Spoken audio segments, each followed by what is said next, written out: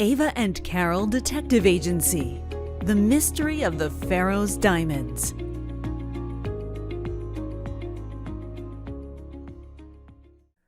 Ava nearly choked on her words.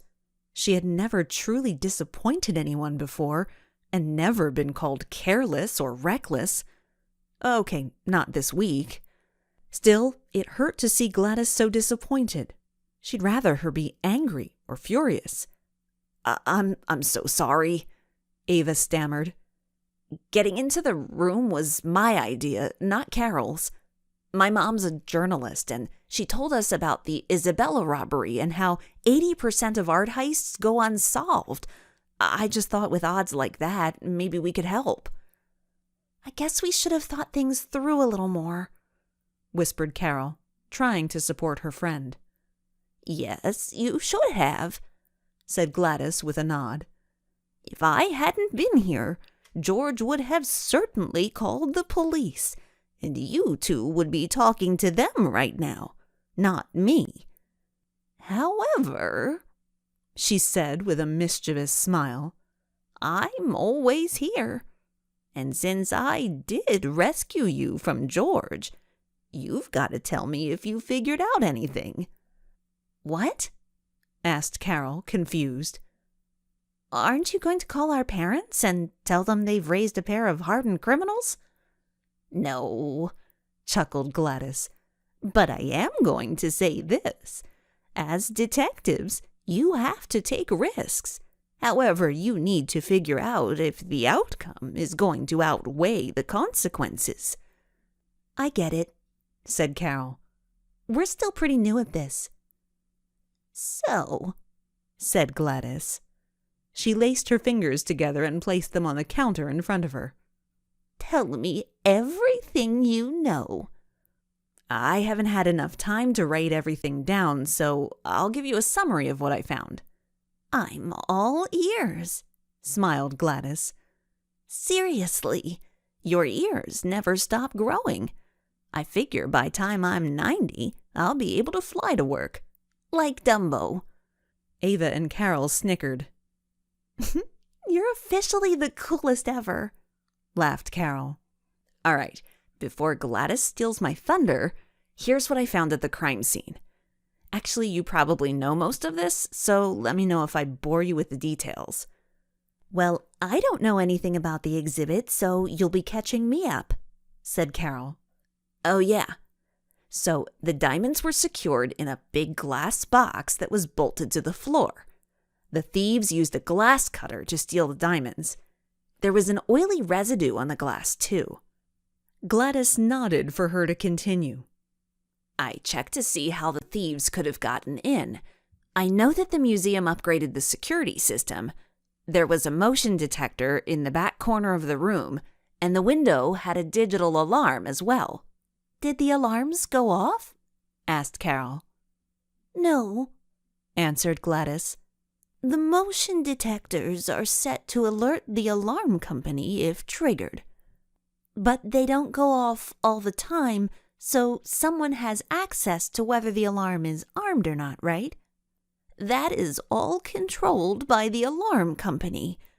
Part of the agreement with the Egyptian government was that we would not have the ability to set or reset the motion detectors. They actually hired the company that monitored them. Ava pulled her phone out of her pocket. I noticed this attached to the front of the motion detector.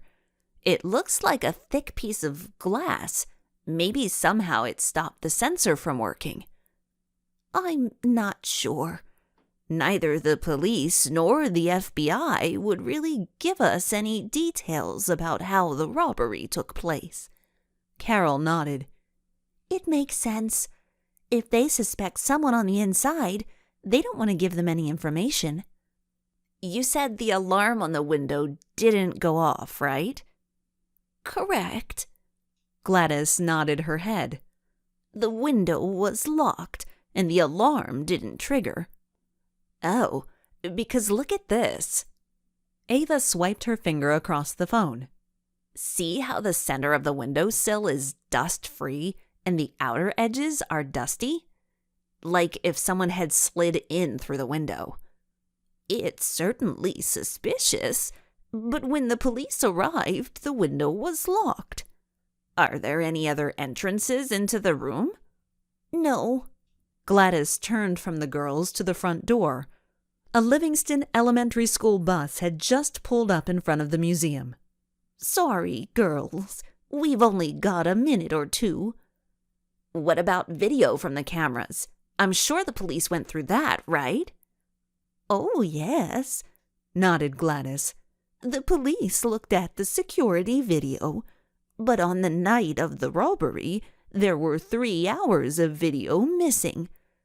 George said that the new online software they used to record the video lost connection, and they didn't realize it until hours later. How convenient, said Ava.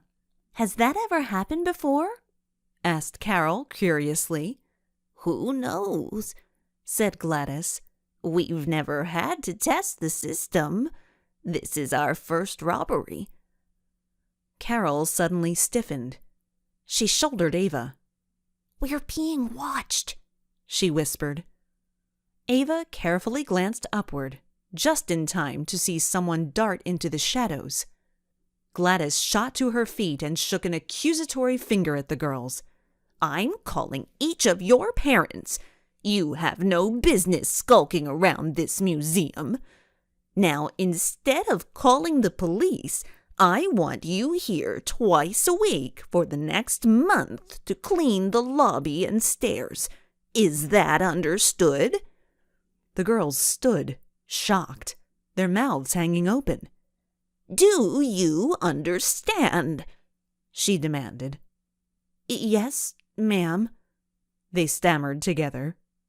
Good, said Gladys, winking at them, a tiny smile on her face. Now go home and think about what you've done. The girls made it through the doors and down the stairs, just as a crowd of children charged the museum. Chapter 5. A Window of Opportunity. Ava spun on the sidewalk toward Carol. My heart is still pounding from Gladys's acting. If anyone was watching, it would have definitely fooled them. Thank goodness she stepped in when she did, said Carol. Yeah, I was about to unleash a world of hurt on him. Carol gave Ava a look, and they both cracked up. So, Carol grabbed Ava's hand, and they dashed across the sidewalk. You told Gladys that the windowsill was dust-free in the center. Yeah. Even though she said the window was locked and the alarm was still set. You think they might have come through the window, don't you? I mean, it's a guess. There were only 2 ways into that room, the main entrance and the window. Carol nodded in agreement. I think I know a way we can most likely find out for sure. She gestured toward a small red and white awning. Livingston Bank? Asked Ava. Yes. What do you see? Carol came to a stop in front of the glass entranceway of the bank. I see my reflection. Oh my God, look at my hair. It looks like I got in a fight with a wind tunnel. It's abysmal, laughed Carol. In the poetic words of the late great Henry Fruitles, it's hairable. You have helmet hair, said Carol, running her hand over Ava's head. It's messy, but it's adorable. You just referred to my hair as adorable? Kittens are adorable. Puppies are adorable. Ava shook her head. This is so humiliating. To me it says, hey, safety before fashion. You're a modern-day rebel. Embrace it. Ava wrapped her arms around her shoulders. I don't feel the love. My 17 Instagram fans will never forgive me. I'm sure they'll get over it. Now, on to more important things? Yes, if you would, please explain to me why we are standing in front of the bank. So glad you asked. Ava, what is directly across the street from the bank? Inquired Carol.